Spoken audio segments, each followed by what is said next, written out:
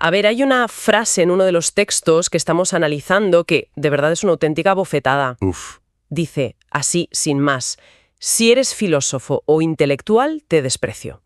vaya. Directo. Y no se queda ahí, ¿eh? Continúa. Dice, no solamente has destrozado tu vida, sino que además has creado filosofías que hoy en día están destrozando el mundo. Y da ejemplos. Capitalismo, fascismo, comunismo. Es una premisa de una dureza brutal. Brutal. Pero nos obliga a mirar un tema muy incómodo. O sea, ¿hasta qué punto las grandes ideas que han moldeado nuestro mundo son en realidad el eco del sufrimiento personal de quienes las crearon? Claro. Hoy vamos a meternos de lleno en esa cuestión, en si la filosofía es, en el fondo, la sublimación más sofisticada del dolor. Es que esa pregunta es un clásico. Ha estado ahí desde siempre. La tensión entre el genio, digamos, creativo, y el tormento personal es casi un género literario en sí mismo. Totalmente. Y para explorarlo, los materiales que manejamos nos proponen centrarnos en un caso que es pura dinamita. Un auténtico drama intelectual y personal. ¿Cuál? El encuentro entre un Friedrich Nietzsche ya maduro y una jovencísima y deslumbrante Lou Andrea Salomé. Ah, el famoso triángulo. Exacto.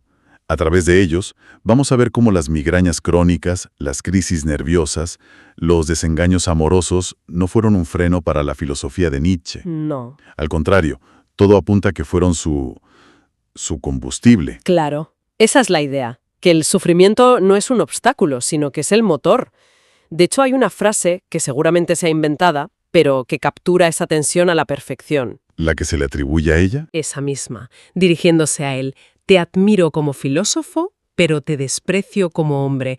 Es que la escena es para enmarcarla. Estamos en 1882, Nietzsche tiene 37 años, es ya una mente imponente, y es rechazado de plano por esta brillante intelectual rusa que tiene solo 21 años. 21. Y lo más fascinante es que la propia Lou, años después, escribió sobre él y lo describió como un esclavo del corazón.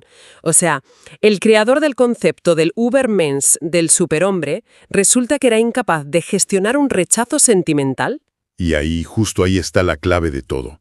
En esa contradicción tan humana. Sí. Es el choque frontal entre una filosofía que predica la voluntad de poder, la autosuperación, una fortaleza casi inhumana, y la realidad de un hombre con una vulnerabilidad emocional que roza lo infantil. Es verdad. Los textos que analizamos conectan de forma muy directa ese rechazo y el aislamiento brutal que sufrió Nietzsche justo después, con la explosión creativa que dio lugar a una de sus obras capitales. Así habló Zaratustra. Así habló Zaratustra.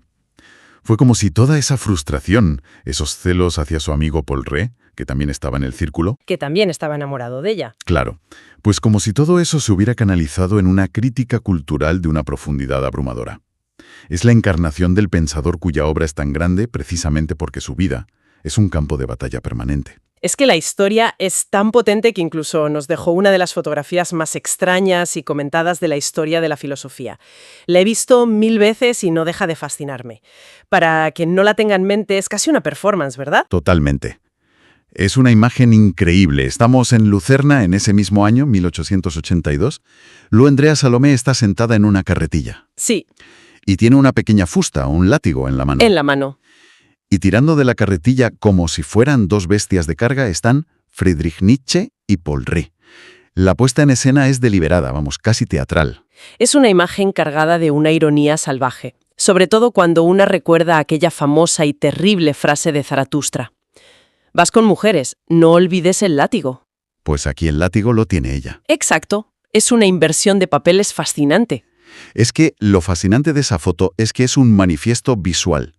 Es una subversión radical de los roles de género de la época, desde luego, pero va mucho más allá. ¿En qué sentido? Es la representación del dominio intelectual y vital de Lou sobre dos de las mentes más potentes de su tiempo. Porque los materiales dejan muy claro que ella no fue una simple musa. No, en absoluto. Ella era la filósofa que vivía la autonomía y la libertad que Nietzsche solo era capaz de teorizar. Su trayectoria posterior lo confirma, ¿no? Fue colaboradora del poeta Rilke, se convirtió en una psicoanalista de referencia en el círculo de Freud. Vaya. Ella era el espíritu libre que Nietzsche anhelaba ser pero no podía. En la foto, Ella no solo sostiene el látigo, sino que lo hace con una calma que demuestra que su lucidez estaba muy por encima de la vanidad y el deseo de aquellos dos genios. Pero es que el tormento de Nietzsche no se quedaba en lo emocional, ¿verdad? Las fuentes insisten mucho en el calvario físico que padecía. Uf, sí. Un dolor constante, migrañas que lo dejaban ciego durante días, problemas digestivos terribles, un insomnio crónico. Su vida era una lucha diaria contra su propio cuerpo.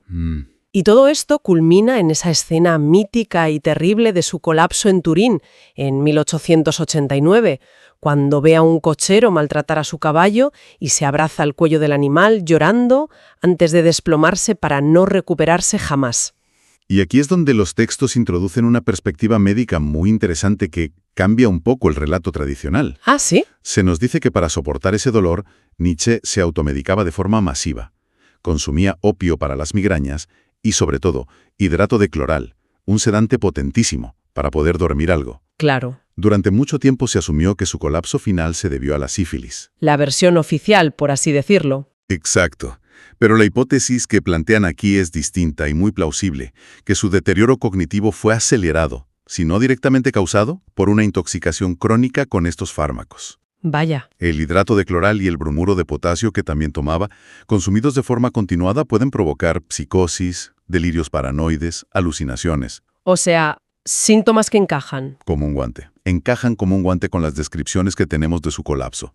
La teoría es que fue la tormenta perfecta, un sufrimiento físico que ya era insoportable, la sobrecarga psicológica por el aislamiento y la presión de su propia obra, y la toxicidad de unos medicamentos que, lejos de ser una solución, lo empujaron al abismo. El caso de Nietzsche es potentísimo, casi de novela. Pero claro, la pregunta que me surge es, ¿fue una excepción o es que realmente este patrón se repite? ¿Encontramos esta misma filosofía de la herida en otros grandes pensadores? Es que los textos sugieren que es la norma, no la excepción. Plantean la idea de la filosofía como sublimación de la carencia. Y los ejemplos son contundentes. Piensa en Schopenhauer. Su legendaria misantropía, su desprecio por la vida social. Sí. Se convierte en el armazón de una metafísica desoladora sobre una voluntad cósmica, ciega y absurda que nos utiliza como marionetas. Claro. O el caso de Marx, un hombre que vivió gran parte de su vida acosado por las deudas, en una precariedad económica extrema, y que a partir de esa experiencia construye la teoría revolucionaria más influyente de la historia sobre la explotación económica. La herida personal se transforma en diagnóstico universal. Exactamente. O sea que no se trata de decir cómo estaba amargado, su filosofía es amargada. Es algo más profundo, ¿no? Mucho más profundo. No se trata de invalidar las filosofías reduciéndolas a un mero síntoma. Al contrario, la idea es entender que el conflicto interior puede ser la fuente de una lucidez excepcional. Entiendo. Un ejemplo posterior, pero que conecta directamente con esto, es el de Gilles Deleuze, uno de los grandes lectores de Nietzsche en el siglo XX. Deleuze dedicó toda su obra a construir una filosofía de la afirmación de la vida, de la alegría, de la creación. ¿Y sin embargo? Y sin embargo, en 1995, con una insuficiencia respiratoria gravísima que le impedía prácticamente respirar, se arrojó por la ventana de su piso en París. Es una contradicción devastadora. El filósofo de la vida que elige la muerte. Los textos recogen una frase suya que es lapidaria. La filosofía entristece. Porque te obliga a mirar de frente a la finitud, a la enfermedad, al límite. Y este patrón de la herida como motor se ve en más casos que aparecen en las fuentes. A ver. Está Kierkegaard, que transforma su angustia religiosa y una ruptura sentimental que lo marcó de por vida en una filosofía radical sobre la elección y el salto de fe. O una figura como Simone Weil, cuya fragilidad física y su autoexigencia ascética la llevaron a desarrollar una mística de la decreación. Espera, para un momento. ¿Decreación? Sí. ¿A qué se refiere exactamente con eso? Porque suena potentísimo. Que lo es. Es un concepto fascinante y muy personal de ella. Básicamente consiste en un proceso activo de deshacerse de una misma, de vaciar el yo, de renunciar al ego y a la voluntad propia para dejar espacio a la gracia divina o a lo trascendente. Vaya. Es convertir la propia debilidad en una puerta. De nuevo, la carencia personal como vía de conocimiento. Y podríamos seguir, ¿eh? Michel Foucault, cuyas luchas con la enfermedad del SIDA y su experiencia de la marginalidad como homosexual alimentaron su crítica demoledora de las estructuras de poder que controlan los cuerpos y definen la normalidad. Sí. En todos ellos, la herida no se esconde, se convierte en la lente a través de la cual leen el mundo. Entendido. Es una perspectiva que, en cierto modo humaniza a estos gigantes del pensamiento. Pero en los materiales hay otra visión que es, bueno, radicalmente opuesta. Mucho más dura, casi teológica, que lo interpreta todo no como una sublimación, sino como una especie de castigo. Sí, es el contrapunto más crítico de todos.